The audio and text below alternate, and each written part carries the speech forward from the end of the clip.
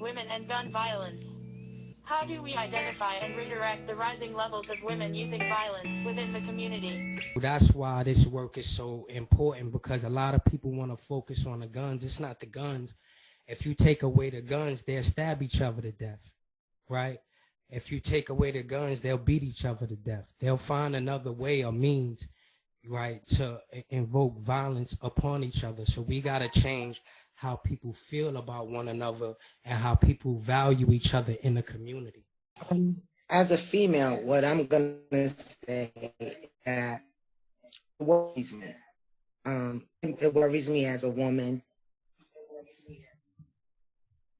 the amount of violence and the degree of anger in people towards women, especially women of color. I feel like it's cultural. It's not just what we're teaching children in the household. It's when they leave it. It's in the music. Women themselves, some women, are part of this violence. Even though it's perpetuated towards us, some women are more violent than men. When I think of women and violence, I think of an ongoing cycle that we, and everybody pretty much touched on it. History, right? History has a way of repeating itself. And what we see, we perpetuate, and we think is acceptable as women and men.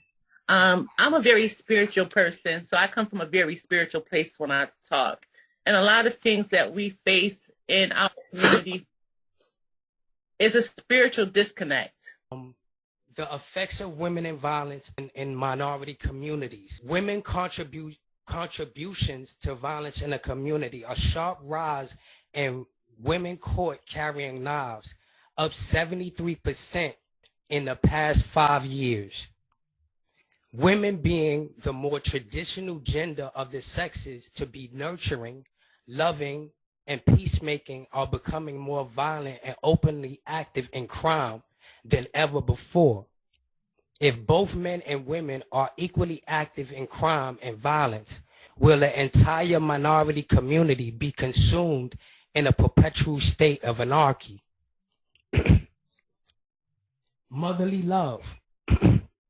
Some familiar quotes. 1, how many mothers have told their children, if someone hits you, hit them back? 2, how many mothers have told their children, if you don't whip their ass, I'm going to whip yours?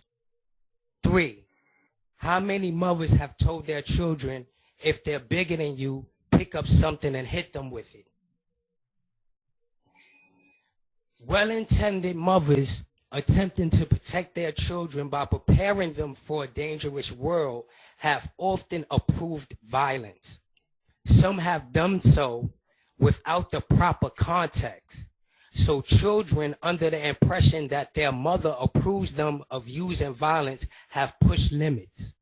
Instead of strictly protecting themselves, some youth settle any and all disputes through force if they deem necessary. What do you think about that? I want to get some input on that before we move forward. So I am one of those mothers that is guilty of teaching her children that if someone hits you, you hit them back.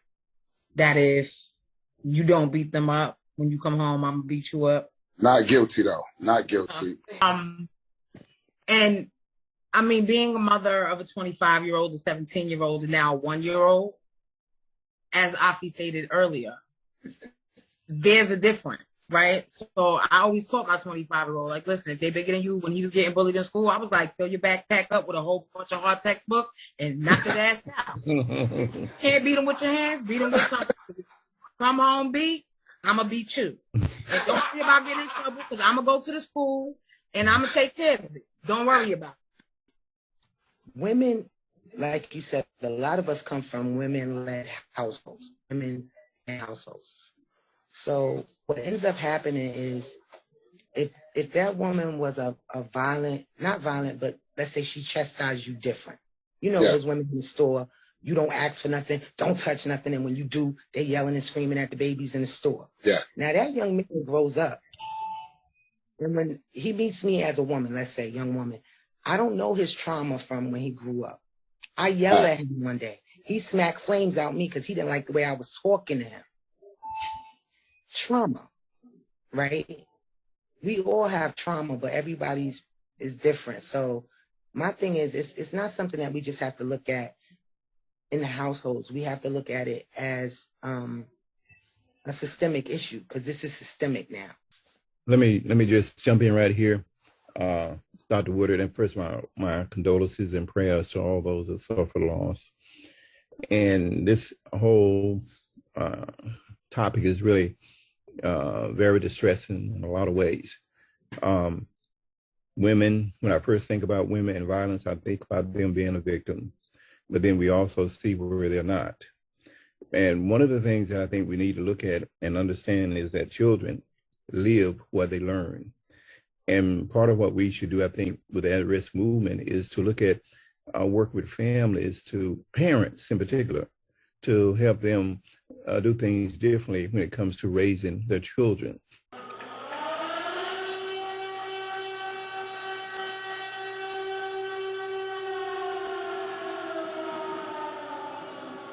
At-risk movement. Credible Messenger Central. My name is J.S. Brooks. Sponsored by. This production was sponsored by Confessions of an Abusive Man, a novel written by Amiri. This book is currently available on Amazon.com. Links will be attached to the description. Confessions of an Abusive Man, a novel based on a dysfunctional relationship between a man and a woman that are magnetically attracted to one another sexually. While they cannot keep their hands off of one another, they are at odds in every other facet of their lives. Instead of ending it, they attempt to start a family, and things get worse. She mentally abuses him, and he strikes back by physically abusing her. When she leaves him, he goes insane in his attempt to find her. See what happens when he does find her, in a whole new state with his children and a whole new lover. This novel is one of the first to have an online soundtrack on YouTube. Links will be attached to the description. Listen to the songs as you read for an interactive experience and connection with the characters. Never done before. Get yours now and strap in for the experience.